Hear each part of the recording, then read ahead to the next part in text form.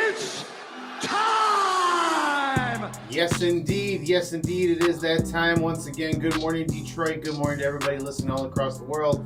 My name is Eric Guzman. Sitting alongside this week, as always, my co-host, Jeremy Bryant. You are listening to the newest edition of Speak Your Piece, coming to you live from K Radio Broadcasting, CRBradio.com. And again, of course, don't forget to make sure you're following us on our social media platforms. That's Facebook.com, Instagram.com. Again, those handles are Speak Your Piece 313. And again, make sure you're following us on our YouTube channel. If you don't see the logo on the YouTube channel that every video starts off with, you're not on the right channel. But again, that's Speak Your Piece 313 on all of those services. Jeremy, first and foremost, man, well, good to see you again. Oh yeah, what's up, man? Not too bad, man. Not too bad. How's your week been so far? What's been going on since we last saw each other last week? What's going on, man? Talk to me, Bro, if I'm being really honest, I feel like this week just flew by. I don't know about you, but yes and no. But go ahead. I'll take the bait. I feel like Monday got here, and then I know we'll get into this a little bit later, but I felt like Moon Knight a little bit. Like she just I haven't watched it yet. I started to black out, and then next thing you know, it's Saturday. Like, the weekend's here. Wait a minute, what?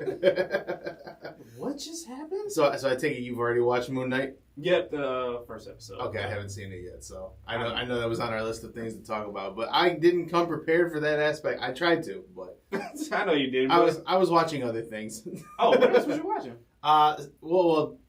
We'll get it. I guess we'll get into it now. So as the Oscars came around, right? The Oscars. I just meant like other sides of I ain't. Oh no. Well, obviously Will Smith got nominated for his role in King Richard. Yeah. So after the fiasco that we're going to talk about here in a minute happened, I decided, I was like, you know what? Let me see if this King Richard movie was really, You actually watched that shit? I did. It's actually pretty good. It's really good, actually. Nah. You weren't having it? I wasn't a fan of it. No? I watched it. I feel like it was like a waste of 2.5 hours, but In what degree? in the degree that we're just talking about Serena and Venus Williams' life from a third point of view, I guess you could say. Okay, so let me ask you this then. What would you have liked to have seen then? Like, if they are going to do the story of... If they're going to do the story of Venus and Serena Williams, just do it of them. Like, I don't need the side story of their dad and how he was probably like a manhole back in the day because he had children all over the world. I mean, they don't focus on that aspect. I know they don't focus on it, but it's like if you go and look up some history, you'll find out. Like, he had some shit going on. He was doing some things. I mean, it was what, the 70s, 80s back then. Nobody was really late 70s. Well, when he was having kids, yeah, probably about the early 70s. 80s. No one was really out there strapping up with protection, so they were just sowing their wild oats.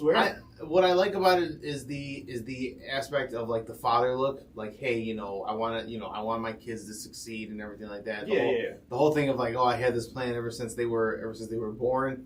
That's a little much. I mean, you can always have a plan to see your kids succeed, but to be like, I planned to like this, and that, it was a little much. But the one thing I didn't like is, as it gets promoted, they tell you, it's the story of Venus and Serena Williams, and it's mostly focused on Venus. There's not really much of Serena, and as everyone knows, what happens now, Serena turns out to be, not in a disrespectful way, but it probably ends up going on to be the better of the two. Star, yeah. Yeah, the bigger and the better star of the two. So, I don't know. I mean, like I said, I enjoyed it. Yeah. Again, is it the greatest thing I've seen? No, I can understand how he got nominated for the Oscar, though. Like, yeah. His portrayal, the things, him having to switch up his talking tone and the dialect. Like, yeah, he did a really good job. Like, you look at him and you see Will Smith, but you kind of don't think of it as like, hey, I'm looking at Will Smith. I'm looking at a character. Yeah, I'm looking at this guy who was in the body of Will Smith. If you kind of look at it from that degree, so I kind of got the exact opposite. Like, it seemed like Venus and Serena were like a quarter of the movie, while the majority of it was him. Him, pretty much talking about his life and his plan that he had for the kids. I mean, the movie is called King Richard. Very true. And even then, they don't even touch on the aspect. I believe one of the Williams sisters actually ends up dying or passing away in a drive-by shooting. Yeah, is that during that time though, or is that when they got older? I believe it's during that time. I have to do my research on that one, figure that one out. But a couple of movies I've watched over the weekend just have not been like the absolute greatest. I watched the other movie that was on that was getting promoted heavily last week. What's that? That Hulu original, Deep Water. Oh, you watched that too? So you watched it? I watched it with my girl on Sunday, and can I just say, she was not happy. Yeah, neither was mine. My girl was not happy. She was not happy with this movie at all. I told her, like, hey, everyone's This is not where I wanted to start it, but fuck it, we're here already. We might as well just go. Everybody's been talking about this movie. They say it's pretty good. She started watching that. She started to get very upset and angry at this chick in this movie. So here's my thing with, number one, that movie, and one of the things that I had, one of my issues with Ben Affleck as a whole. Terrible actor. You know how we said, like, Will Smith, there's sometimes where you don't, you look at it and you kind of don't think it is Will Smith. Like, he does a good job of taking you into the perspective of the character. I'm Will Smith. Ben Affleck does a terrible job at that. I never know what his character's name is. I look and be like, oh, it's Ben Affleck. Every time. Because it's just Ben Affleck playing Ben Affleck. That's it. Pretty much, yeah. It's Ben Affleck doing Ben Affleck type things, right? So for those who have not seen this movie, Deep Water, we might as well just kind of touch on it. Boy. We're here. We're into it at this point in time. I didn't want to do movie reviews just yet, but fuck it, we're here. This is a fucked up movie. Let me just say at that point. So, from my understanding, this is from the same director, the same writer who made the other movie similar to this style called Unfaithful back in 2002. Yes. With Richard Gere and I can't remember the young lady's other name. The other lady's name. I don't remember her name either. But pretty much they call it, as the movie critics like to call it, an erotic thriller. So when you hear the term erotic, adult movie. When you hear of erotic, yes, there's a lot of sexual tendencies in the movie, right? Yeah. If you ever want to know what it's like to be a cuckold who really ain't into cuckolding, which I don't know if I can even say that right now. But I can't believe you said that, though. It's true. And if you don't know what cuckolding is, Urban Dictionary. Google it. Urban Dictionary, whatever makes you feel better. So pretty much kind of being the swinger who's not in for the idea of swinging. You watch Ben Affleck somehow, some way, let his wife... And this is happening. What I have an issue with the movie, so let me finish explaining. I'm going into different places here. Ben Affleck is married to a young lady by the character's name... his character's name is Vic. His wife's name is Melinda, if I'm not mistaken, correct? I believe so, yeah. Melinda sounds about right. They have a kid, everything along this line. Melinda's into seeing other men. The crazy thing is Ben Affleck is aware of it. But the problem is that it happens to the point where she kind of like flaunts it in front of Ben Affleck. Like, oh, look at this guy I'm talking to. Mm-hmm. Da, da, da, da. Look. And the weird thing is Ben Affleck, every time he sees it, he's always like staring out of a window. I don't like that aspect. Like, why are you being a creeper, dog? If you don't like it, what? Is he trying to keep tabs on his wife? He's seen this shit happen before. He's like, oh no, not again. Where did she even wander off to? So, in the context of this little agreement, is that I guess the unwritten rule or the unannounced rule between them is the fact that, hey, look, you can go see these other people. You can you can. I don't know if you want to say date. You can go see these other guys in a nutshell. You just can't cross that line of being fully intimate with them. Mm-hmm. The sex aspect of it. I'm watching this and I keep thinking to myself, why would either person want to deal with this? Like, you look at the wife's character, Melinda, right? Yeah. She don't even look like she's happy to be a mom. Yes, they have a little girl in this movie, and like and she looks so annoyed at her daughter half the time. Playing Old McDonald, and she yells at the kid like, "Turn it off! I don't want to hear that again." And what does the daughter do? Hit repeat. One more time. Right. So it's a very strange concept to a film. Now it does get interesting at some point in time because again, what you start to learn is that, and again, this is probably going to be spoiler alert here at this point in time. Ben Affleck is responsible for all the men that his wife has been seeing disappearing. In other words, Ben Affleck is, he ain't happy with the idea, but he goes along with it. So then the end of the movie comes along, the last lover comes around, he gets taken care of and, disappears, and when the wife puts it together like, oh wow, he really is responsible for it, the movie starts off with, what was it? I saw Tony yesterday. I spoke to Tony today. I spoke to Tony today, and then that's the end of the movie. Cuts off. That's it. I was kind of into it until that last scene. I was into it until they revealed Ben as the killer. kept that a little secret, you know, a little mystery until you got further along at the end where you're kind of questioning, did he do it? Did he not do it? Yeah, so one of the aspects in this movie is that Ben Affleck tells the first lover that we get introduced to in the movie, hey, you ever heard about this person? Yeah. The guy responds, yeah, he knows who it is. I've heard about him, that he went missing. And Ben Affleck says, yeah, I'm the one who did it. Very blunt, very straight up front. Straightforward. Just, all right. So the whole aspect of the story now becomes is Ben Affleck really the guy who's killing the side dudes, if you will? Mm-hmm. The side dudes. And when you come to find out, hey, he really is. It's disappointing to the movie at that point. You ever seen that movie, The Accountant, that Yes. Ben Affleck did? Yeah. I believe The Accountant better than I believe this. Yeah, The Accountant was a lot better Yeah. than this. Just a lot. But the whole aspect of it is she gets off on him being jealous. That's the thing. That's wild. Like, if you've seen in, like, the one part of the movie when she gets home after being out all night, he's wondering where she's been. And she's openly willing to tell him, hey, do you want to know what he did to me? You know, do you want to know how he That touched shit me? is Like, wild. I'm sorry, that shit is just too wild for me. Like, my girl was upset watching this movie. I'm not going to lie. She was like, I don't believe this bitch. Like, do you see what she doing? Let me do some shit. Like, let you bring some bitch. I was like, oh boy.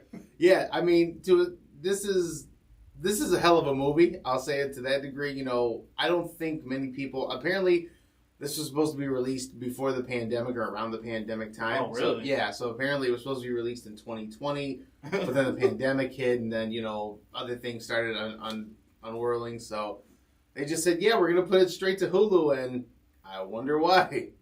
I mean, this is an adult film, is what they're trying to like push it out as. More It's not an adult film. Not like X-rated adult film, but an adult type of film where it's no longer PG-13 and it's not kid or Marvel orientated. It's Hulu though, so I mean, like that's the thing. Like superhero movies have dominated for the past 20 plus years, 20, yeah, almost 20 years now.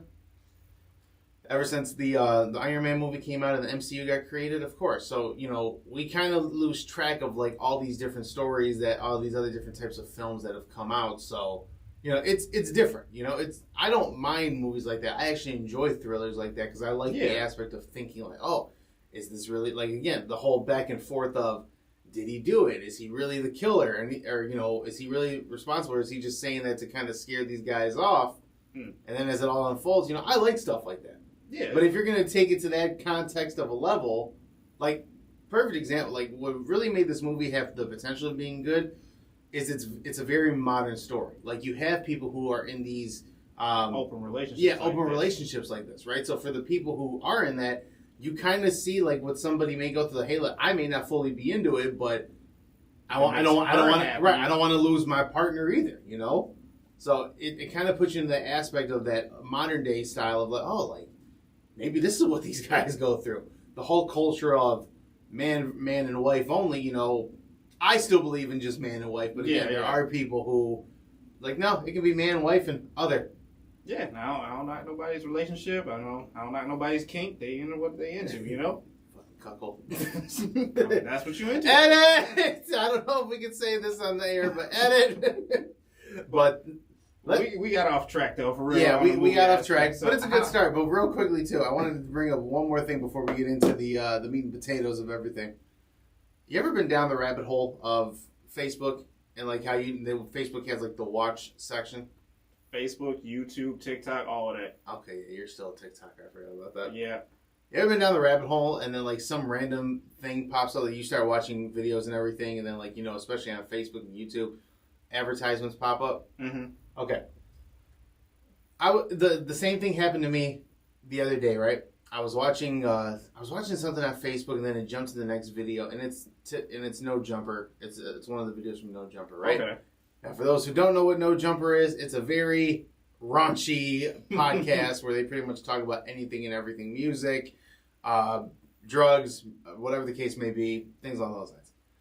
They had the infamous Tiana Trump on that show, and Tiana Trump is talking about how she hooked up with Trippie Redd.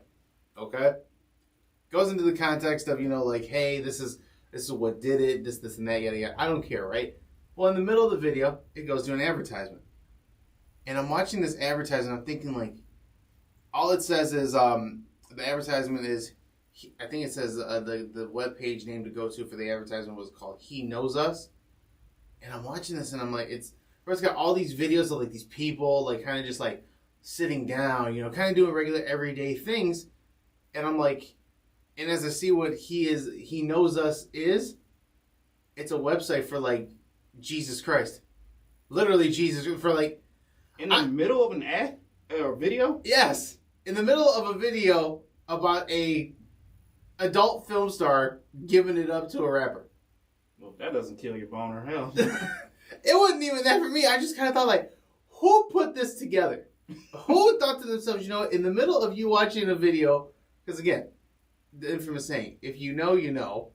If you know who this young lady is, you a nasty person, yeah. Right? If you know, you know.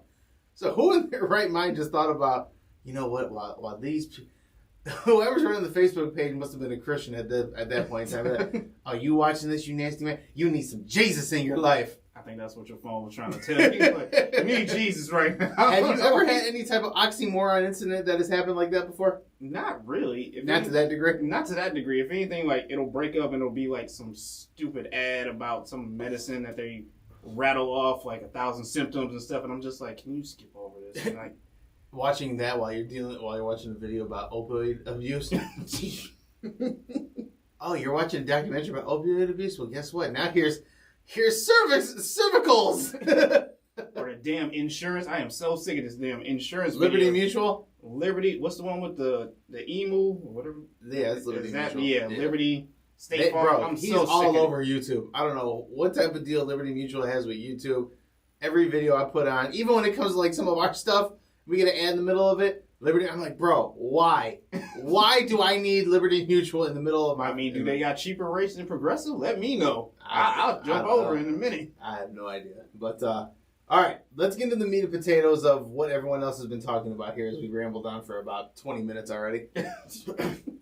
All right, so for those who don't know or have been potentially living under a rock, this past Sunday, what was it, May, or fuck, Jesus, March. March.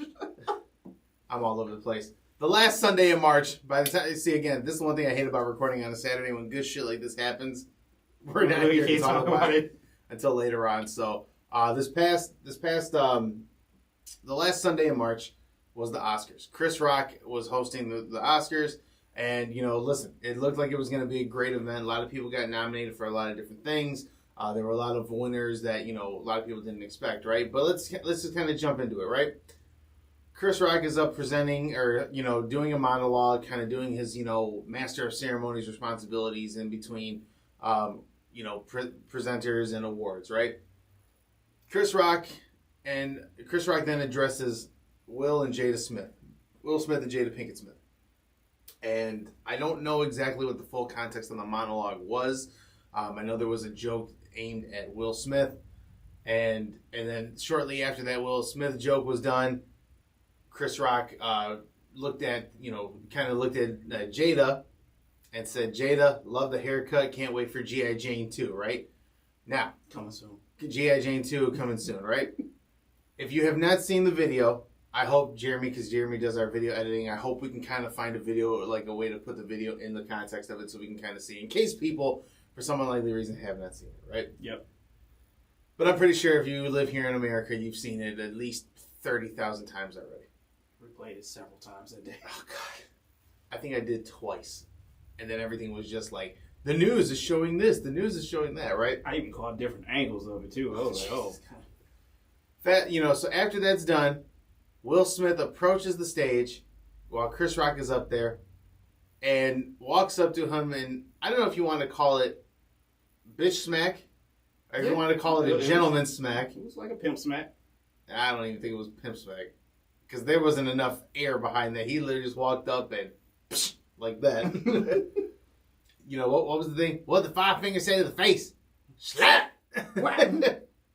So It took the world by storm because, again, a lot of people were trying to figure out, was this a real incident? Was this fake? Was this kind of scripted? People just couldn't believe what happened. And then as the moments went on afterwards, Will Smith on stage, again, they edited it out. FCC regulations. You can't have any foul language happening, off on air while that's happening. Oh, we heard it all, though. But if you went over to the Japanese section of the world, you heard it all. You heard Will Smith screaming, keep my wife's name out of your effing mouth. He repeated himself again, and Chris Rock, just kind of started, did the best he could to keep himself together, right? He tried to recover well. Yeah, tried his best to recover. So, I'm not going to continue to beat the horse about it. First and foremost, before we're going to do a little bit of analytic behind this as well, too. I know this is going to sound strange. How can you analyze a situation like that? But believe me, it can be done. Jeremy, I want to ask you first and foremost, what did you think initially when that first came out? When it first started blowing up across the internet, was like, yo, Will Smith smacked the shit out of Chris Rock. When I first seen that, I didn't think it was real. Like, I had to hop on every single social media I could find to figure out what is going on, what is popping off at the Oscars, because honestly, nobody was really watching the Oscars. No. I'm going to be real with you. No one was watching it. I don't even think it really got promoted like that. It didn't. I didn't even know it was on. Right. So I'm just like, all right. And then it says, Will Smith slaps Chris Rock at the Oscars. I'm like, oh, this is probably like a little joke, them going back and forth, maybe like, when he accepted his award or something like that. But no, I got on there and it was like, it was a smack, a real smack. And then you got the whole world thinking that, oh, it's not real, this was staged, it's a prank. I'm like, I don't know if this was a prank. I think this is a man who might have reached his breaking point at some point in time with everything that's been going on this past year and just broke down. I was at home, and I was watching TV with the fiance, and I think she started falling asleep, and then I happened to just, when you're watching a movie, you're kind of going in between social media at the same point in time. Was you on a Tempur-Pedic bed? It was one side of it. Yes, one side of the Tempur-Pedic bed. And then I see a family friend of mine post, did Will Smith really slap Chris Rock on stage? And mind you, he had literally just posted it. Yeah. So I'm like, what are you talking about, right? So then I started to get curious. Same thing like you. You go on social media, right? As soon as you see something like that, you're trying to see if someone's got the video up. Oh, of course. I look at on Instagram, nothing. I look on Twitter, nothing. I'm like, wow, this is strange. Like literally, if it just happened, in this world that we live in now, it's usually up like the minute it happens, the second it happens. And it's spreading like wildfires. So I waited a couple minutes.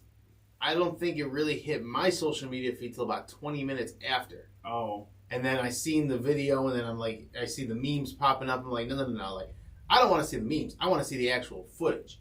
So then I finally see the footage, and then it gets censored, right? The audio of him saying, keep my wife's name out of your mouth. And I'm like, no, like, if it's getting censored, it's got to be some shit. He's got to be saying something, right? Mm-hmm. So then when they tell you, oh, here's the Japanese version of it, or the stream from Japan, and they didn't censor it, and you hear what he said, I'm like, oh, this is real. This is real. I mean, you still got people thinking it's a joke still. Well, I can see why, because again, number one, like there are some things about it that just don't make sense, right? Yeah. So, like, again, if you're at an event like that, and you're not up there presenting, you're not up there accepting an award, how do you get that far onto the stage? Number one. Mm-hmm. Like, to me, that's... Well, it was an awkward setup for this year's Oscars, too. I don't know if you've seen, like, the aerial camera of it. Like, not all of it, no. They had the actors out in the audience basically on, like, kind of sofas or, like, love seats kind of together. Comfortable, yeah. Yeah, kind of comfortable. I'd rather do that, a little bit, too, but... You know where they got that from, right? If you really think about it. Where? They got it from, like, the Kevin Hart stand-up when COVID first hit. Oh, yeah. Remember he invited everyone to his house and it was just all little seats like that? It's a lounge style. Yeah. Lounges have always done that for years. But now, because of, again, with all this COVID thing and, they're trying to change up the format of everything instead of sticking everybody in this big-ass amphitheater and, everyone just kind of being crammed in. When I have to put couches in and people are more comfortable, it looks a lot different. Gotcha. So, but, yeah, there's some things about it that don't add up to where it is, where it does look like it's truly, real. Like, again, the fact that he got that far up and got face to face, like, me, if I'm a security guard, because I know at the Oscars, again, what happened? Because fans are able to go in there as well too. I think a small percentage of fans are a able. Small percentage, but they are like all the way right. But again, the rafters. But you know how these people, you know how people are nowadays. Oh, if I can find a way to get up there, I'm going to get up there, right? If you have security to prevent measures like that, how do you let another person go on stage, cross that boundary when you know they're not accepting anything? You know, they're not presenting, they're not doing anything, like they're not. It's just a guy walking up to the stage. I mean, I can see that, but on the other hand, it's like, are you really gonna tackle Will Smith from getting on stage? Absolutely. You're gonna stop Will Smith from coming on stage. You don't tackle him. No, you're not gonna be the fucking bodyguard running off left field and tackling for like a professional. AD out here, like, sir, come on. But as a security guard moment, like in that moment where security needs to be taken, seriously, yeah, you have to stop him because hey, it's not your time to present your award. It's not your time to accept an award. You have no business being up here. That could have been prevented. Well, also, I mean, they could have probably not known if this was technically a part of the show as well too. So everyone knows. Everyone knows. That's why you have a producer there. Well, the producer doesn't tell the security guard, like, hey, this segment is going to happen right here. Don't, chill But out, everyone has, but it. Have you ever done theater? No. Okay. Back in my high school days, I did a little bit of theater. Everyone. No. That's fine, whatever. Nerd, whatever. I did it for a little bit, whatever. Everyone who's a part of it knows what's going on. Just like when you go in, like, I got a better idea for it, or a better concept. Instead of being in theater, have you ever gone to a theater? Yeah. Okay. You've gone to a theater like a performance, right? Like plays. In some of those aspects. Remember when you go in there and the people who sell you the ticket or when you get your ticket, everyone's in on what's going on. Because remember, what do they tell you? Hey, there's going to be a moment in time, or even in the PA, and like right before the show starts. Ladies and gentlemen, there'll be a moment in time where there'll be bright scenes. If you suffer from epilepsy, we do ask you to, close your eyes. So everyone knows what's happening at that time. Yeah. For someone to say, oh, security wouldn't, security knows that this is going to happen. Security knows if someone's going to get up there. Because again, if security doesn't know, and I see somebody, then I'm immediately, my security instincts would be to, hey man, what are you doing getting up on stage? That's me. So I see your point, like, oh, maybe security didn't know. Okay, maybe the one guy didn't get the message. But one guy guarding the stage didn't know. Right, but everyone else usually, again, the producers, the writers, the people for the theater who are escorting the actors and producers up on stage, everyone knows what's going on. Because then you don't have a smooth running show. If you just like, oh, what are we doing? Oh, we're going here now? Okay, let me go find this person. The show would probably be twice as long as what it is right now. Mm. So you have structure. You know, hey, these are the categories we're starting off with. Boom, boom, boom, boom, boom. All right, good. We're here. We did this part. All right, now you got to start working on getting this next person up. So everyone knows something. So I don't buy the fact that the one potential security guard that was there didn't know. So to me, that just reflects that somebody wasn't on their job. Now, you and I talked about this. I kind of want to look at this as a dynamic, as two different dynamics, right? So we talked about one of them. One of them was just the overall incident as a whole. Yeah. The second dynamic I want to look at it is Will Smith standing up for his wife. And the reason why I want to start at that point, because again, it's been reported that Jada Pinkett Smith came out and stated that she is suffering from, I want to make sure I pronounce the disease correctly, alopecia. Alopecia, thank you. Which is hair loss, and I know it's very common in the African American women's society as well. So it's where, they start losing their hair, and then she just decided, hey, I'm just going to shave it off, right? Excuse me. In that regards, according to Chris Rock's statement is, hey, I didn't know that came out. And I'll be honest, I can kind of take his side because I didn't even know she came out and said that either. Yeah, definitely. I can take that aspect because, again, if you don't know, then yes, it is kind of messed up for you to do that, right? But there's also the case that Chris Rock should have been a little bit smarter than that because, again, he did produce a documentary That was, and I forget the title of it. I know I've heard it a few times, but there's a documentary that he produced about African American women losing their hair. I think it is just called like Black Hair or something. I think that is just what it's called. Yeah, Black Hair. So for him to, I can understand him not knowing that Jada came out and said it, right? But I think to a certain degree, he kind of should have known that was kind of going around. Because again, that's when you're out there hosting, you're supposed to kind of be in charge of like the things that are going on, right? Like the jokes that you make are, need to be still appropriate and tasteful at the same point in time. Now again, if we are going to ride with the fact that, hey, Chris Rock did not know and genuinely didn't know that was the case, then I think we need to kind of cut up some slack a little bit on that end, right? Yes. Because again, I sound like wash, rinse, and repeat of everything that's been going on right now. He's a comedian, you can't, everyone's so touchy, yada, yada. I get that. I understand that, right? He has a job to do as a comedian and as a host. Did he potentially truly know that is the case, that he truly did not know she came out and said she had that disease? Let's just say all that is true. Okay, I'm going to give Chris Rock a little bit of slack. Mm-hmm. I'll give him a little bit of slack.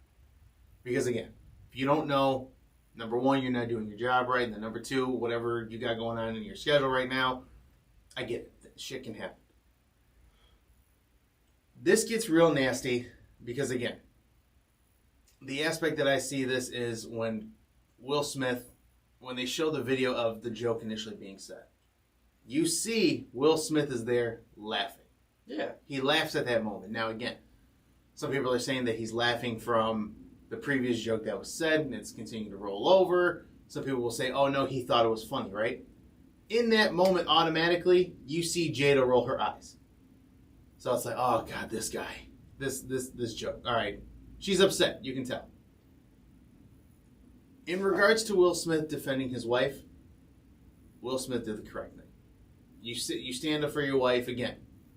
Now, not saying that Jada doesn't have the ability to do it on her own, because I believe she truly can. She's a grown woman. She knows how to handle herself. That's fine. But again, Jeremy, you and I are in relationships.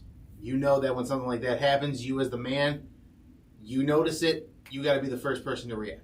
Yeah. And I'll give you a perfect example. My fiance is going to kill me for this that I'm putting this on here. But oh boy. it's a joke, but in the same degree it fits the situation perfectly, right? Okay.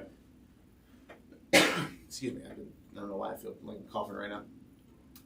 My fiance and I, when we first started dating, there was a moment in time early in our relationship, we went out for a weekend to Canada.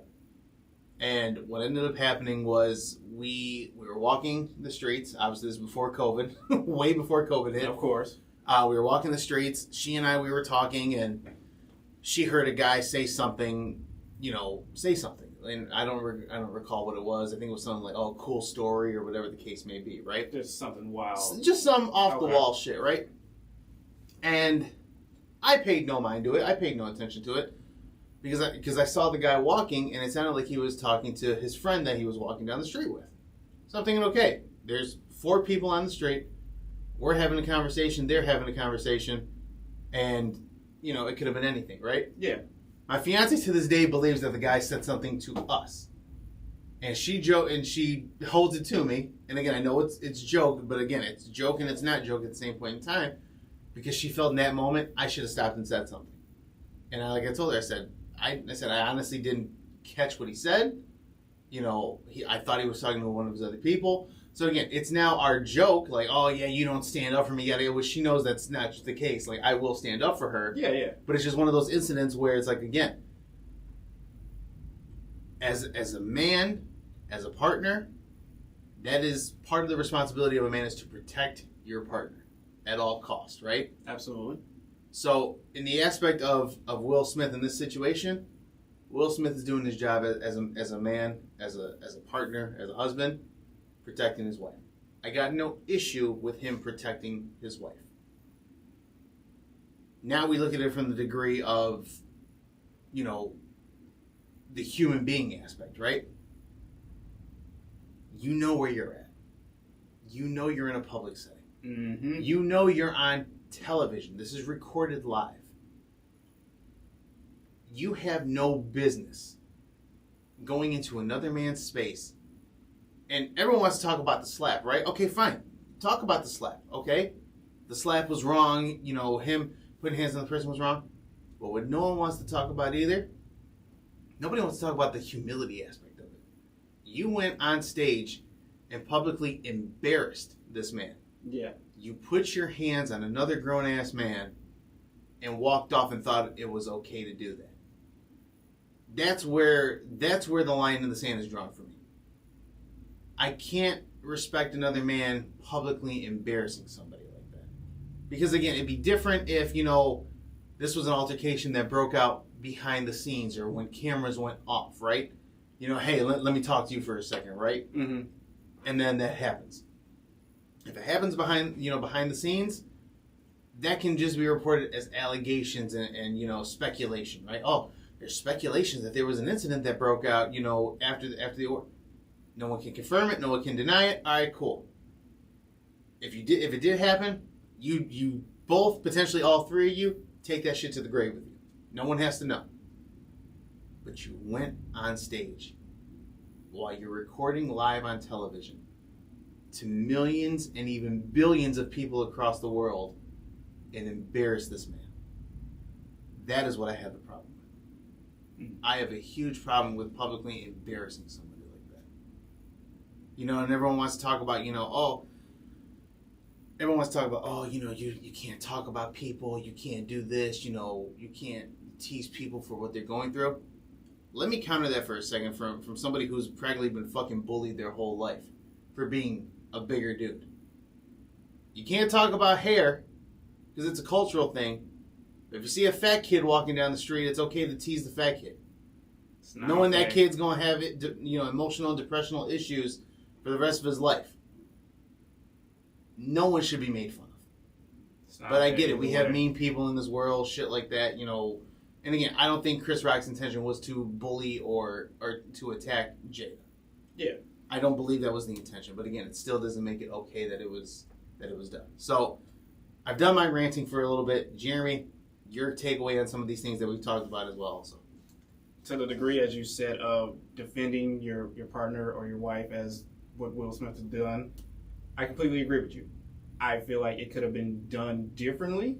You didn't need to go up on stage right then and there in that moment and disrespect Chris Rock as the way you did. As you said, if it happened, maybe once they took a break, pull Chris Rock aside and be like, hey man, I don't like what you're saying up there about my wife. She has, alopecia going on right now. She has some issues. She feels some type of way. She's uncomfortable being out here right now as it is. I need you to chill on the jokes. I need you to tone it down, and then that's it. If another incident happens again while he's on stage, then now you can go up there and confront this man and be like, hey, we talked about this. Right. Chill out. So there are reports that they initially talked about it prior to this as well also. Oh, really? Yeah, so again, for a little bit of backstory as well also, there's tension from 2016.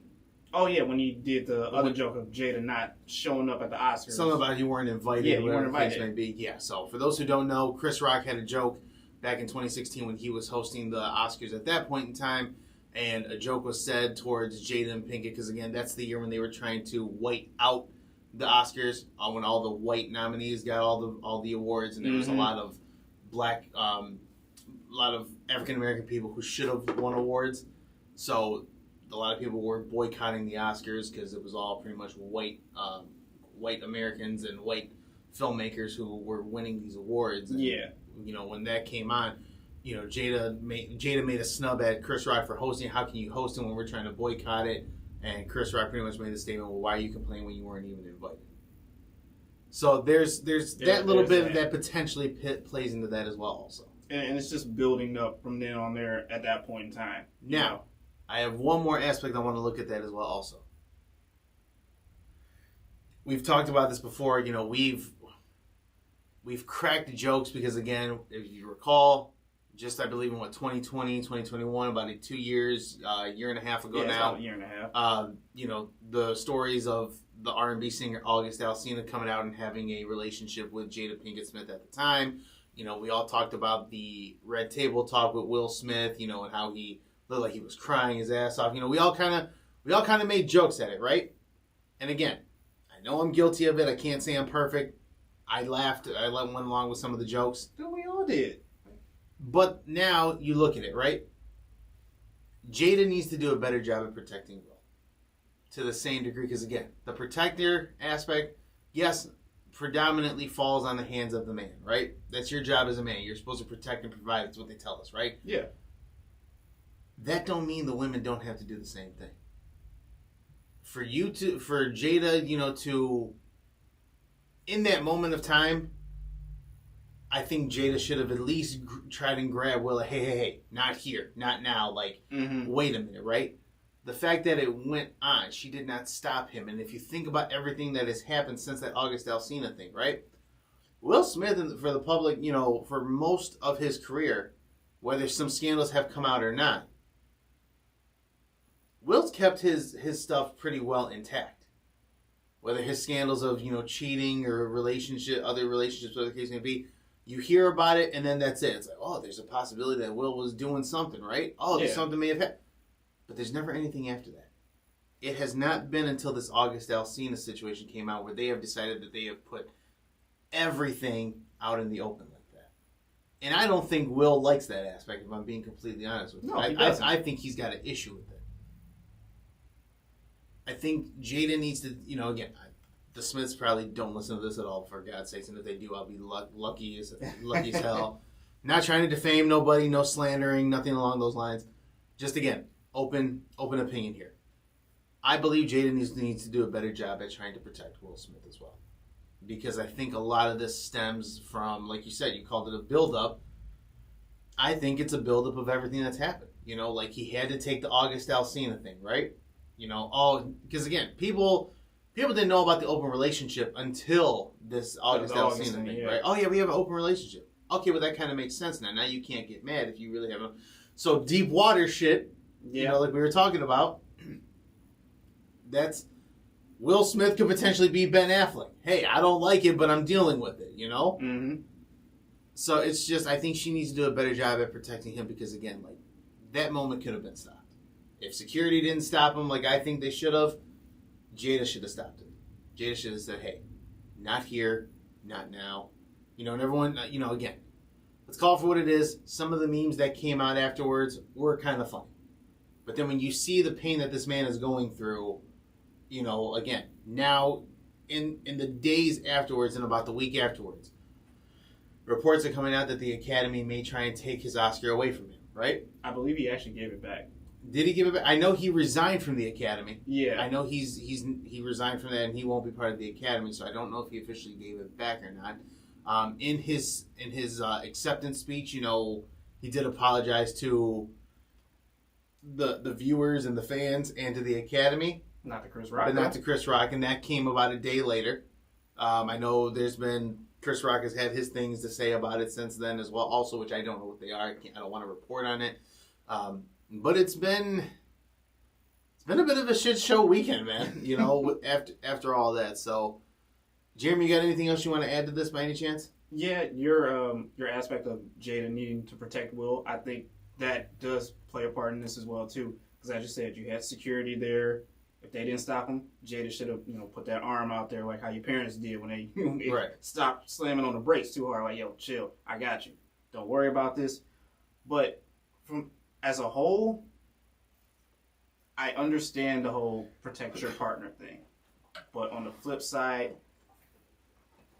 I'm a little upset with Will for taking it this far. That far. For going this far. Because for me, and I don't know about you and I don't know about our viewers at home, and even though I don't say it as much as I do, this guy is an idol to me, No, a lot of people look up to Will Smith like the epitome of like a true professional, if you will. Like absolutely, he doesn't let a lot of things get to him, and just seeing him progress in his career, younger on to being able to watch his stand up, his comedies, and on Fresh Prince of Bel-Air, like you look up to this guy, and for him in that one moment after going through all this shit with August Alsina and everything like that for a whole year of people talking behind your back, to have that one moment where he was just a little insecure of what happened right then and there, to go up there and get in another man's space and disrespect him in the way that he did, It's just disgusting. I'm with you that I think a lot of this is just a breaking point for him. Like, I think he's had a little bit,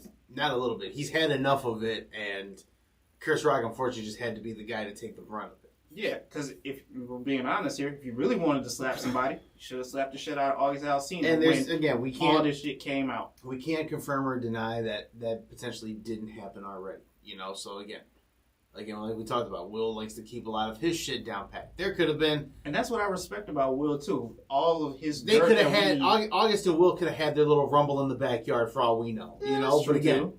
When you fucking keep that shit to yourself, it builds up. Right, exactly. It builds up, and honestly, like all the stuff that we suspect Will of doing, you know, sleeping around, sleeping with this actress or whatever, he keeps that shit all behind closed doors. Doesn't let anyone see. Jada found someone to let something slip up, and now it's like the whole world knows about what we're doing. Right. And if we're being honest, I mean, hell, half of Hollywood's probably sleeping with each other. Oh, I'm sure that's the case. I mean, again, I don't want to confirm or deny anything on that aspect either, but it's Hollywood.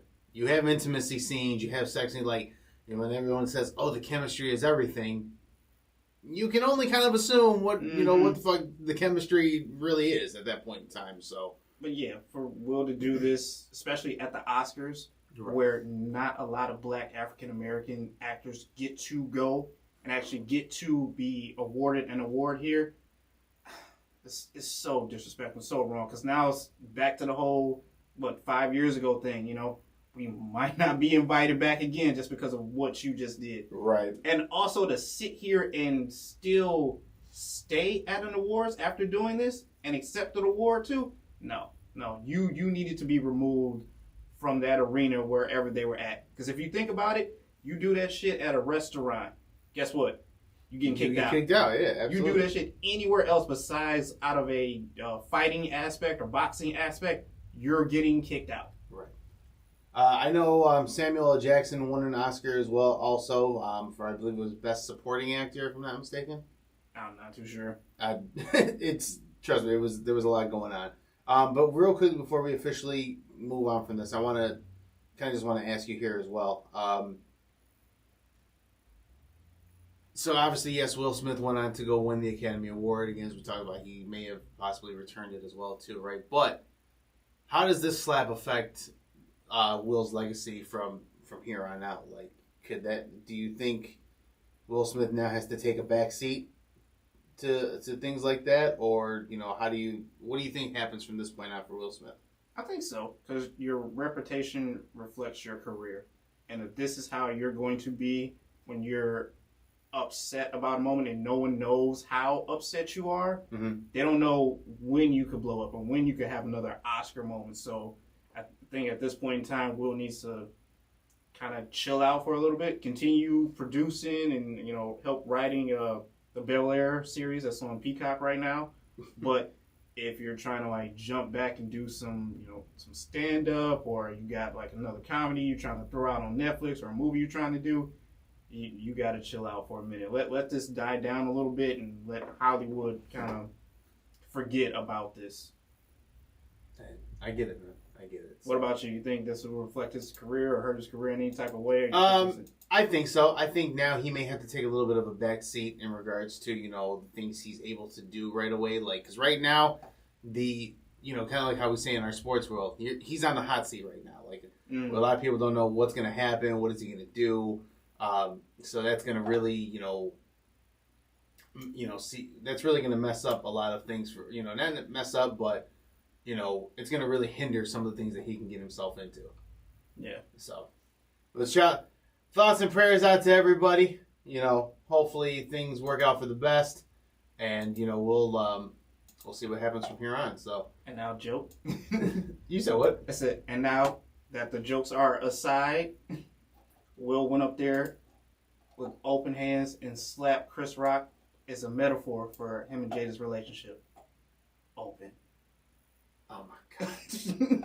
All right, we're going to take a break here real quickly. We're going to reconnect here, and we will be back in a few moments here, all right? We are back. Nice little smoke break, kind of go out there. I'm just kidding. No one smokes. Nice little break though. Yeah, nice little break here. So I gotta ask you. Oh man, what's up? Was it sensational? I'm gonna kill you all. I swear to God, I'm going to kill you all. I have a new tally mark on that as well. Also. Oh, you're keeping track. Yeah. Yeah, we're gonna definitely. This is now officially going to be a tally mark thing now. So I gotta put a little counter in the bottom. Yeah. So out of all the people that I know right now who have not listened to the show at any point in time, or don't know that story of this, why I hate the word sensational. My brother now was listening to the show, and he sends me a message, and he goes, "Hey, I just want to let you know that last episode of the podcast was," and he stopped at "was," and I'm like, okay, like, did you forget to send the word? And all of a sudden, I get a GIF of Future saying, sensational. So now, I have two people who are hitting me with the sensational term. So, yeah, this is, I'm going to start keeping tracks now, because this is now starting to become a topic in its own already, the amount of people who hit me with sensational. Sensational. It's not sensational. I don't fucking like it. Leave me alone. Fuck you, Evan. Fuck you, Cecil. Henry. It's all your guys' fault. So, voila. Well, Jeremy, after we got done talking about the Oscars and everything, we had some things to look forward to before last Sunday came around. Yeah. Or technically, as this week kind of rolled, there were a little bit of positivity, and it is for our city of Detroit here. So, round of applause for us here as well. So, what do you want to start off with? You want to start with the good news, good news, or do you want to start off with the oh shit good news? Let's do the good news first, and then we can get into oh shit news. Okay, so good news. The Lions did go ahead and get the nod. They are going to be hosting the NFL draft here in 2024. So, round of applause for our city. Jeremy will insert the round of applause audio here at that point in time, but yes, round of applause for the city of Detroit. I think it's going to be huge. It's going to be a great moment, but I'm going to be honest with you. I'm going to be avoiding that fucking city that whole weekend when 2024 gets here. Why? Dog. No. We've already talked about this. Come on. Okay, I'll tell you what. God willing, our show continues to do well, and God willing, our show takes off the way how we want it to. If we can get media day passes and start, reporting on it, maybe get some interviews available, I'll go down there. But if I'm just going down there as a fan, I want to look around and see what the chaos is. No, absolutely not. You're going to be on bumper-to-bumper traffic for a day and a half. Relax. I know. You got to find a good parking spot, and, you're probably going to walk a minute just to get down. A dog-ass minute. Was it Hart Plaza and Yep. Campus Martius? Yes. Yeah. Around that general area. Shit, even Comerica Park, too, because Lions area is looking right behind Comerica, Ford Field. Oh, it's going to be a drinking weekend all weekend. I think we should get together. If everything is going well at that point in time, we should get together and definitely do that. So I'm excited. Party downtown. Hell yeah. Hopefully the Lions are in a good spot, and can have, if we're in a good spot, we won't have a high draft pick, but. Oh, I got to ask, too. Did you get hit with April Fool's jokes yesterday? No, I did not. I got hit with two directed towards the Lions, actually. Okay, tell me more. So, one person posted, "Oh, hey, welcome to Detroit, Kyler Murray." And I'm like, wait, what? We traded, our first-round picks for Kyler Murray? Like, are we serious? Serious? Nope. No. A couple minutes later, April Fools. Oh, God. All right, so then what was the next one? Then another person texted me, "Hey, congratulations." On what? On you guys securing Baker Mayfield. Oh, my God. I'm like, what? We got Baker Mayfield? Why would we do this? And then, of course, I'm doing some research. No. Don't find nothing. April Fools. So you're a diehard Lions fan, so people can get you. I was hoping at least one of these could have been true. This is a stupid question, but out of the two that they hit you with, who would you have rather had, Baker or Kyler? Kyler. I was going to say that's hands down. Hands down, Kyler. Hands down, give me Kyler Murray. Yeah, I'll give up those first 2 round picks. I don't care. So now going to the the oh shit good news, and which is why I think the Lions did get the draft pick or get to host the draft. The Lions are finally making their debut on the HBO show Hard Knocks. So again, for those who don't know what Hard Knocks is, it's an HBO sports show that follows one of the worst teams in the league at the time. Normally, that's the MO. It's one of the worst leagues in the team or in the league, and they do a whole. I think it's like for the whole training camp preseason. Whole training camp preseason, so it's like 4 to 5 episodes and anything. Maybe 6 at the most. And again, the Lions have tried everything and anything they can to not be on the show, and finally, they're on the show. So I believe a report came out saying that the NFL made them be off of the list. Yeah, because it came down to them and the Raiders, and they've already done the Raiders like a handful of times. I mean, the Raiders were even wanted to do it again this season, but no, they were like, no, Detroit, you have to do it. So the NFL put their foot down and said the Lions have to do it. So now I say, oh no, good news, because yes, the people have been wanting to see the Lions because again, we have been one of the worst organizations in the league for God knows how long. Mm-hmm. But my question is this now. What are we going to see? What is going to potentially be exposed during this recording with HBO Max? I don't know, and that's what scares me a lot because it's over 1,700 hours of footage that they have to edit down into 5 to 6 episodes, and I'm just hoping that they show and reflect Detroit in a good light, in a good way. You know, I know they're going to be recording both from Allen Park and downtown at Ford Field as well, so I'm just hoping that some positivity, shines in this, short documentary. I think after the little bit of success that they had at the end of last year, and again with bringing Dan Campbell on board as the first-time coach, I don't think it should be too terrible. But at the same point in time, also, again, the organization is the organization. People have always wanted to know, well, what happened? Why can't we do it? What goes on? Yada, yada. Well, now we're going to potentially get some answers to some of those questions. And I kind of want to know what the Ford family is going to be doing to kind of clean up the organization. Because now, I hope they're not in this documentary so much. So here's the other thing with that too. Can you imagine now that the HBO is going to be there and they're going to be filming and the Lions actually have a very solid season? Just I don't expect it to happen, right? Yeah. But just think about that though. Okay, HBO's here. We have to make it look like we have a very strong program that we're making progress, right? Last year we went 2 and 13 and 1 or some shit like that. Some weird shit, right? Yeah, 3-13 and 1. Okay. So 3-13 and 1, right? 3-1-3. Haha, go figure. Can you imagine if this? And again, I know this is shooting really, really far, but can you imagine if the Lions went 6 and 9 or some shit like that, or 6 and 10? I mean, it'd be a hell of an improvement. It would, but again, why is that happening? Why a drastic turnaround when HBO gets there? Do we need HBO to be there every year? Do we need the NFL to monitor what the Lions are doing every year, and that way we get a productive season? Maybe, or if the Ford family weren't so cheap and actually go out here and get some nice, decent free agents that are out here. Jesus, bring them to Detroit at least. Come on. I find this very interesting, but at the same point in time too, I feel like that's because the NFL made the Lions get into it. I feel like that's the only reason we got the draft. Because who did it come down to, the NFL draft for 2024? I know it was us, I believe, Cleveland again, and oh god, I want to say somewhere else out west. Vegas again.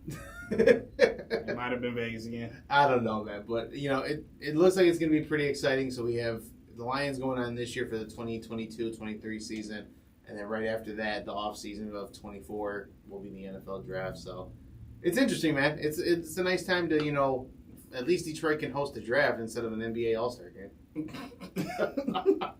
We ain't never getting an All-Star game. This is terrible. And I don't understand why not.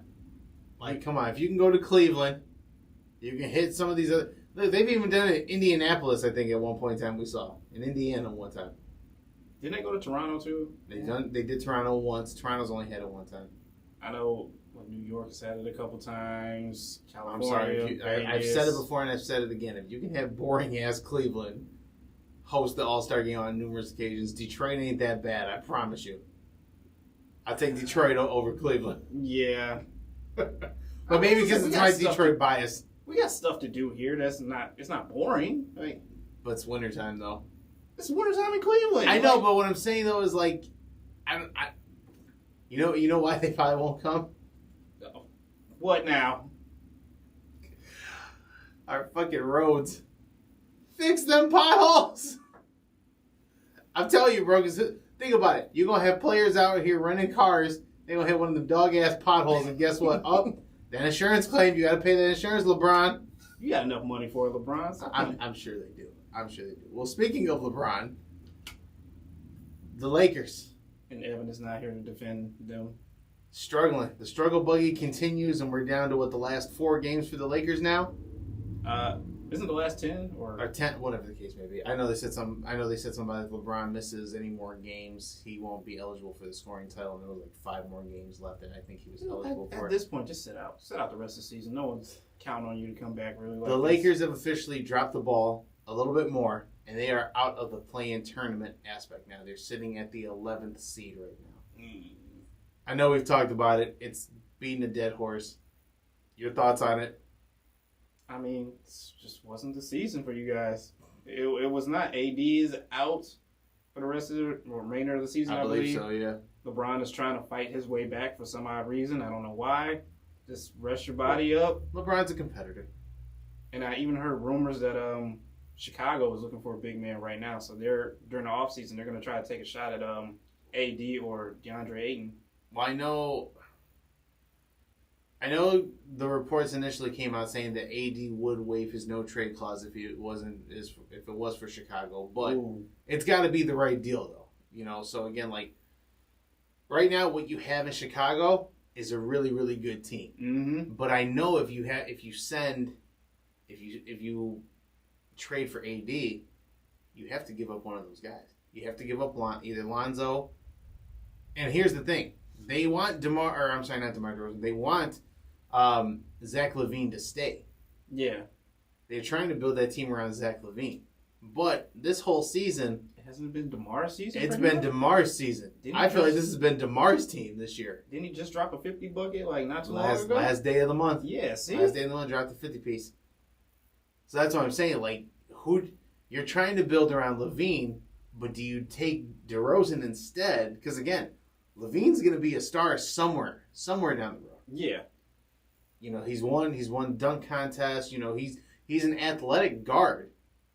But if I'm in Chicago, it's hard. It's hard to really try and break that because again, you have Zach LaVine, you have DeMar DeRozan, you have Lonzo Ball, you also got Alex Caruso there now. That's a really nice young but small team. You don't want to fuck up this franchise or this dynasty before it even gets rolling. And again, the other aspect with that too is this. You already know Anthony Davis is injury prone. Granted, he's home. He'll be back in Chicago, but can you count on Anthony Davis to be there all the time? That's the tricky part. That's the hard part. Whatever team is going to be interested in getting Anthony Davis, you have to look at because again, what's the cliche thing they tell us? Your best ability is availability. And right about now... Not available, bro. AD has not really been all that available. Well, maybe that's a better shot for them to try and get DeAndre Ayton instead, because I don't think he signed his extension. No, they didn't get a deal done for him to sign his kind of extension. But if I'm DeAndre Ayton, especially depending on what happens here in the postseason, if they win a championship, DeAndre Ayton's got to try and find a way to resign. Yeah. I hate it when guys who win a championship on a team, again, especially when you're a young caliber talent. Again, DeAndre Ayton's a number 1 overall pick. So money is owed to him, of course. But at the same point in time, again, it's tough. I shouldn't say I hate it when they go and get a ring and then jump elsewhere thinking that they can do it at any other team. Because not everybody can. There's only a few guys who can do that. But DeAndre Ayton, I don't think he's that guy where if he leaves, he can go win a championship somewhere else. I don't. I can see it. It would depend on his supporting cast, definitely, for sure, wherever he goes. Again, Anthony Davis, though, in that lineup with Phoenix, It's not a bad lineup. But here's the thing, too. What happens with Chris Paul? I know Chris Paul technically signed another, I think it was 3 or 4 year deal. But Chris Paul's been starting to miss some significant time over the past couple of years. It may come time for him to possibly think about putting this career on the back burner. I don't think it's at that point just yet. Maybe about the next 2 years, potentially. But again, I forget how much longer Anthony Davis has on that contract, too. So it's hard to say what Phoenix would do if they wanted to really go after, DeAndre Ayton. But I don't know. Chicago's going to be a fun team to watch. Yeah. And I hope Chicago can keep that young team together. Because, again, Zach LaVine has had his moments in time. Those guys play well together. And Absolutely. I would hate to see them, give up a big piece like that for, like you said, a potential Anthony Davis who isn't always available. Yeah. I don't know. That'll be interesting here. That'll definitely be an interesting offseason for sure. I know that.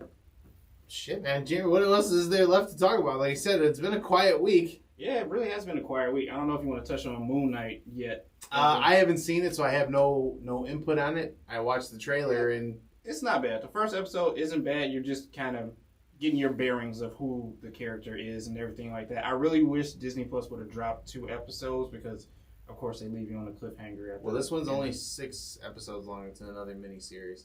I seriously wish they would have gave me another episode because it's just the end just cuts off and you're still just wondering what the hell is going on. Okay, so be prepared to be Be prepared to be not happy with the ending. I guess you could say that, but it was really nice. It was decent. I like the way that they're doing this, especially with a bunch of different camera angles capturing the actor's name, Oscar Isaac. Yes, Oscar Isaac's different split personalities of the character. Gotcha. Yeah. So it's really nice to see that. But man, I really wish they would have gave me another episode because it's very disappointing. See, that's what makes me scared is the fact that it's disappointing. Oh, speaking of disappointment, I keep hearing. I know the movie just came out yesterday on the 1st, but I keep hearing Morbius is getting lit up. It's not good? That's what I keep hearing. Hearing Morbius is bad. I mean, I wasn't expecting a whole lot. I wasn't expecting to be like Spider-Man, Far From Home, but I would at least thought it would be decent. I mean, it's a new character we're unveiling in the MCU, so... Well, if we call it the MCU as of right now. Yeah. We know it's the Spider-Man universe. Which is so... You'll see this once you actually eventually watch Moon Knight, but the opening credits, how it has that little Marvel scene with all the scenes from the movie in the lettering. How they normally do, yeah. Yeah. They took Spider-Man out of that.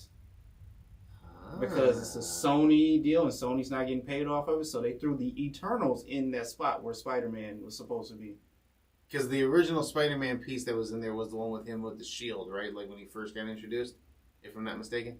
No, it's the one from Far From Home where he's basically got the mask off and he's about to try to kill Doc Ock. Oh, okay. Not Doc Ock, but Green Goblin. Yeah. Oh, okay, gotcha. I don't know, man. It'll be interesting to see how this all works out.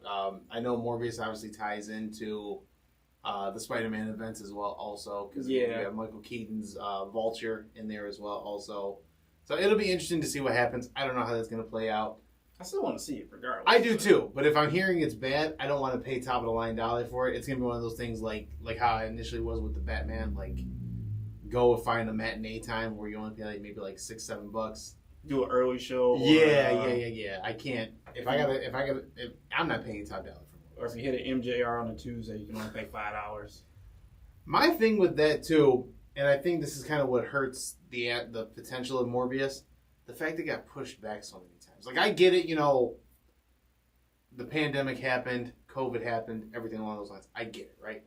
But even Venom was able to recover a little bit as well. Venom only got pushed back once, I think it was. And then, they put the movie out. It was all right, cool. We had to wait a little bit for obvious reasons. I think a lot of movies got pushed back once or twice, and that was it. Morbius, I felt, kept getting pushed back every few months. It was right when that movie was getting ready to come out. Mm-hmm. Oh, we got to push it back a little bit more. Because they wanted to sit here and nitpick and add more scenes to it, especially seeing the success of how Spider-Man did and the other two Spider-Mans in there. So it was let's try and throw as much as we can in here to make this movie as popular, because I think they saw that the Morbius character couldn't stand on his own well and do well. But I think even before that, like, it had... You knew you were going to get something out of it, right? Because, again, they addressed Venom in the trailer where they're like, oh, we haven't seen something like this in San Francisco. Like, so you knew there was going to be a tie-in, right? Mm-hmm. I don't think you needed to consistently add new stuff to it just because of... Like, I get it. Yes, it's modern times. You know, you want to adjust it to what's happening. So, again, if Marvel comes out and says, oh, shit, you know, we're going to do a Sony Marvel, you know, cross collaboration project, then yeah, I get it. It needs to be modern, needs to keep up with what just happened. But at the same point in time, if you knew that was going to happen, because again, when you're Marvel and you're Sony, and you have that conversation about Spider-Man, like what's the future going to hold, you know what's going to happen. So why were you not prepared at that point in time to do that then? I don't know about that. I can't speak on it. Yeah, I can't really speak don't. on it either. I don't know. I give up at this point in time. So, you and I were talking music earlier today. The J.Cole Dreamville collaboration tape came out with DJ Drama. Yeah, that was nice. I only listened to one full through listen. I enjoyed it. But I know with that being said as well, also, let me take a look at some of the listing that's on here as well. I'm mad J. Cole's only on here like 3 times.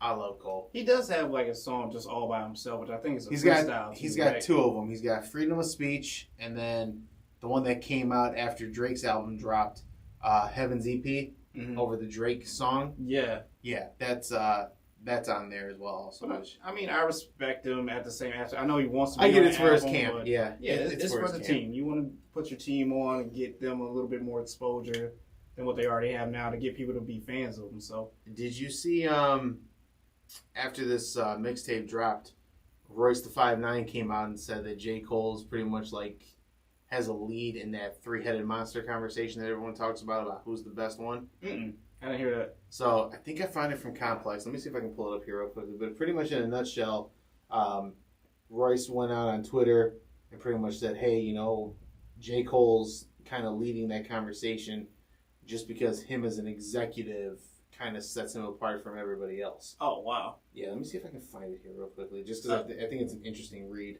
Did you hear in one of the songs DJ Drama's ad-libs? Yeah, about the Will Smith or Chris Rock. Don't get Chris Rock out your shots. I heard that. I started laughing. Oh, I laughed. DJ Drama. I laughed my ass off DJ when I Drama. heard that.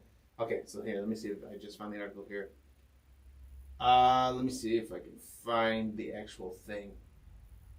So this is Complex's report.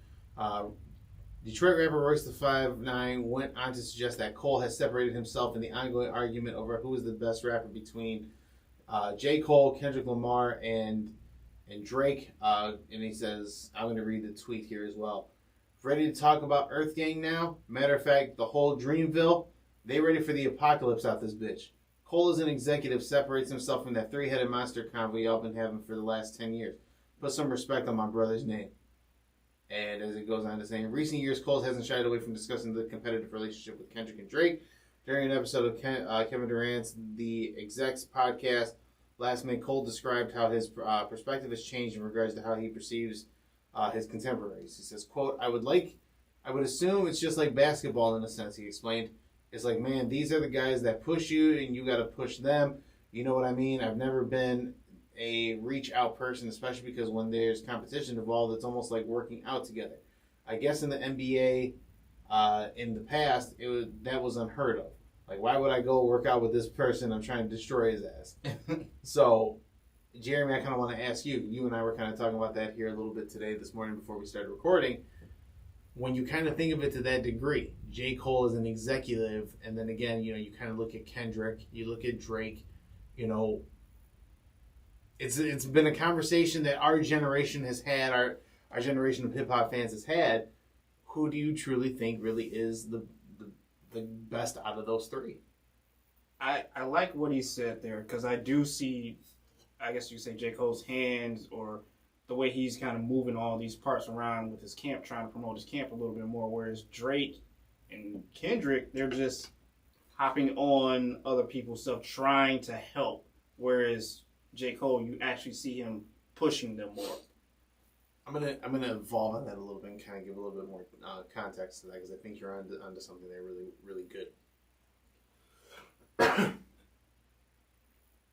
Kendrick Lamar is a great label mate. What I mean by that is that whole Top Dog Entertainment, right? Mm-hmm. That's not Kendrick's label. That's the label that he signed to. Kendrick does a great job at pushing his label mates out. So again, Schoolboy Q, Ab Soul, the new guy, Baby Keem. Those are all his label mates, right? He does a great job at supporting them. Drake is a phenomenal artist as a whole. Drake has his own label, OVO Records, right? Yep. But who's the only guy that we know that's signed to him? Or I believe it's a group. Magic Jordan, I believe is the group name or the artist name, right? Other than that, when Drake signs people, I think for a while he signed I Love McConan, the guy who had Going Up on a Tuesday, and then after that, that was it, right? I feel like there was another like R&B singer on that label. I know Magic Jordan is kind of R&B-ish. There was another guy. He signed a couple of people, but you always hear about how it doesn't work out. Yeah, it always fizzles out. It fizzles out like, oh, Drake signed this person, Drake signed that person, but then that's it. You don't really hear anything else after that, right? Cole has been screaming Dreamville since he got on. Mm-hmm. And he's always kept his people with him ready at all times. So what I mean by that is I remember me, Evan, my buddy Cecil, who's been on the show here with us, and then our other buddy Henry, we went to a J. Cole concert, and his opening acts were his guys from Dreamville, Omen and Boss. Okay. So most guys will go out and be like, hey, I'm either going to find a young artist who's up and coming, starting to build a wave, or, one of my boys, like, again, I'll never forget that. I know I've talked about it here on numerous occasions, that Drake concert I went to for the Take Care album, where it was, Waka Flocka, 2 Chainz, French Montana, like all those guys, that again, they were all coming up at the same point in time, but that's kind of more like, that's one of those rare occasions where all your boys can get on one tour with you, Cole has always done a great job of keeping his team with him. And now that he is, he's really doing his best to sit in that executive role, again, one of the things Drama said in the mixtape, y'all got to stop sleeping on Dreamville. And again, we have to, because at the same point in time, like, yes, Dreamville's artists don't really get announced like that. You really have to be in that following for them to do it. But at the same point in time, when they come out and they all show out, boy, do they show out. The level of consistency with them performing and their songs, it just continues on. There is no drop off or dropping point for them from song to song. Right. They all stay intact with it. And again, J. Cole is an executive. Look at the guys he signed. Again, we talked about Boss and Omen, right? Ari Lennox, that's a Dreamville artist. Ari's is having a nice, little run right now. The other guy that a lot of rappers want to work with right now, JID, JID, whatever, because I hear different names. JID, JID, whatever the case is. That's Cole's artist. That's Cole's person. So J. Cole is doing a phenomenal job. Now, again, we always want to talk about who's the best in regards to, the best rapper, right? I think just off of commercial success alone, you have to kind of give it to Drake, right? I think Kendrick is the better lyricist. Yes. But if I'm looking at, and I think that's where J. Cole perfectly fits in. J. Cole is a mixture of both of them. I'm not going to say J. Cole's the singing type, right? Because obviously Drake does Drake style stuff on his own, right? But radio play, yeah. You get radio play from Cole. You get lyricism from Cole as well also. I don't think J. Cole is that polarizing rapper that, Drake and Kendrick can kind of be like. For some people, like, if you really mess with Kendrick, you got to really be into that lyrical aspect. Like, you really have to understand what he's saying. That lyrical, like, knowledge, secret, hidden under level lyrics. Right. That, you're overthinking stuff. Drake is polarizing because, again, you're rapping, you're singing. it comes across now like you're more or less commercial at this point in time, popular, and again, real people who are diehard into rap don't like all the commercialized stuff. And then you have Cole, right in the middle. Cole is commercial, but he's not full blown commercial. Mm-hmm. Cole is lyrical miracles, but it's to a point where you don't really have to think about it. He gives it to you in a nice, straightforward way, right? And again, going to Royce's point, I think that J.Cole, being an executive, keeping his guys on and having them ready, so when they all do a big collaboration project like this again, how many Revenge of the Dreamers do we have? We got 3 Revenge of the Dreamers, which is a Dreamville mixtape, and those mixtapes always get good praise. Now you have this one. The first time who would have thought we, in our time, in our now at 30s, we'd have had another great, DJ drama collab with one of the newer guys like, J. Cole. Yeah. It's just ways of them always kind of staying in relevancy times and kind of paying it back to us as fans, And I think they work so well together just because they are always together. Right. As you say, if J. Cole's got a concert, at least some of them are coming with them. They might not be performing, they might just be backstage, but yet still they're with him in that experience. Especially when they get in the studio for all these, revenge albums that we've had. Mm-hmm. They're always together. Right. One could be in the studio all the way to the right, the other one could be all the way in the studio to the left, but they're always hopping back and forth, bouncing ideas off each other, bouncing lyrics off each other, songs, bringing other people on. This is just one huge family working together and not just, in it for their own success. Well, look at how J. Cole did it again last time with the Revenge of the Dreamer 3 tape, right? Hey, we're all going to go somewhere. We're all just going to sit in the studio for a couple of days and we're just going to record, right? You think about it, right? That sounds chaotic as shit. Everyone's got different rooms, different studios. All right, you're going to chill here. You're going to go record. This person's going to chill here. This other person's going to record. It sounds chaotic. And then on top of that, you're inviting people to watch what you're doing. Mm-hmm.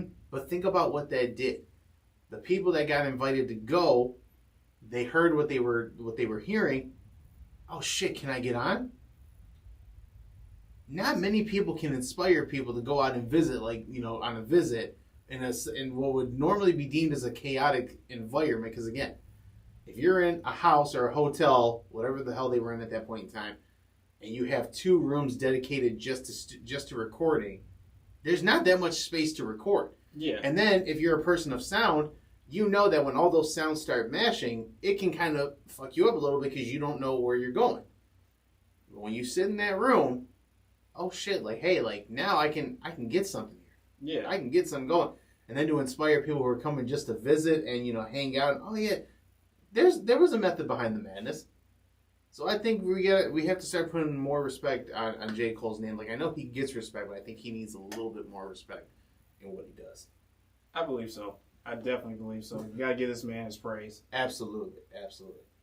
Well, folks, that's going to do it for this week's episode of Speak Your Piece. Again, coming to you live from Cave Radio Broadcasting, CRBRadio.com. And again, of course, as always, don't forget to follow us on our social media platforms.